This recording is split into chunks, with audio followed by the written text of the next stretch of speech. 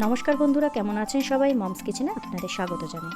আজকে এই গরমের দিনে পেট ঠান্ডা করার জন্য দুর্দান্ত একটা লাউয়ের রেসিপি নিয়ে এসেছি আপনাদের সামনে। তাহলে চলুন বানিয়ে ফেলি লাউয়ের রেসিপিটা।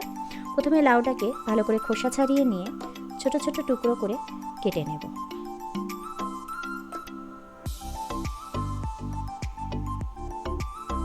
দেখুন, লাউটা আমার কাটা কমপ্লিট হয়ে গেছে। এবারে কড়াইতে তেল গরম বসিয়ে তার মধ্যে তেজপাতা, রাঁধুনি এবং মৌরি আমি ফোড়ন দিয়ে দিচ্ছি। ফোড়নটা একটু ভালো করে ভাজা ভাজা হয়ে যাবে। তারপরে তার সাথে আমি লাউটাকে দিয়ে ভালো করে নাড়াচাড়া করে নেব।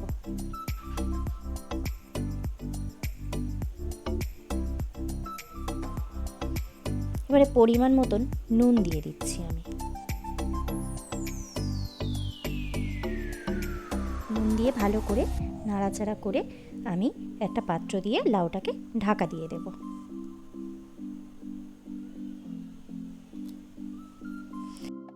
এবারে 10 মিনিট পরে লাউয়ের ঢাকনাটাকে খুলে আমি ভালো করে নাড়াচাড়া করে নেব। দেখুন লাউ থেকে কতটা জল বেরিয়েছে।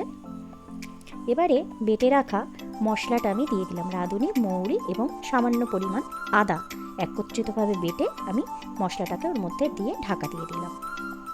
10 মিনিটের জন্য ফুটতে দিলাম। দেখুন কতটা জল বেরিয়ে গেছে আবার।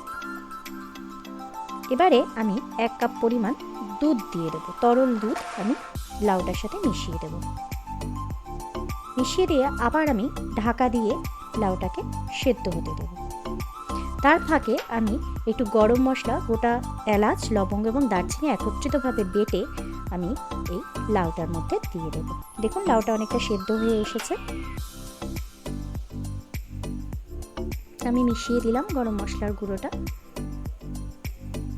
আমি এটাকে জল দিয়ে বাটিনি, শুকনো অবস্থাতেই বেটেছি হামালদিস্তাতে। এবারে আমি স্বাদ অনুযায়ী চিনি দিয়ে দেব। চিনি দিয়ে ভালো করে নাড়াচাড়া করে নিচ্ছি। এটাতে কিন্তু আমি কোনো লঙ্কা দেব না। দেখুন লাউটা ভালো করে সেদ্ধ হয়ে গেছে।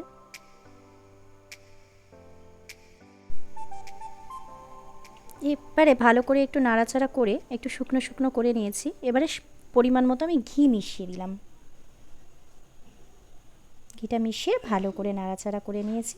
দেখুন মোটামুটি রেডি হয়ে গেছে আমার লাউয়ের তরকারিটা। তাহলে চলুন ভিডিওটা আজকে এখানেই শেষ করলাম। আর রান্নাটা কেমন লাগলো দয়া করে কমেন্ট করে জানাবেন।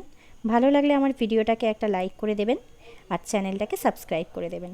সবাই ভালো থাকবেন, সুস্থ থাকবেন। দেখা হবে পরের একটা রান্নার ভিডিওতে।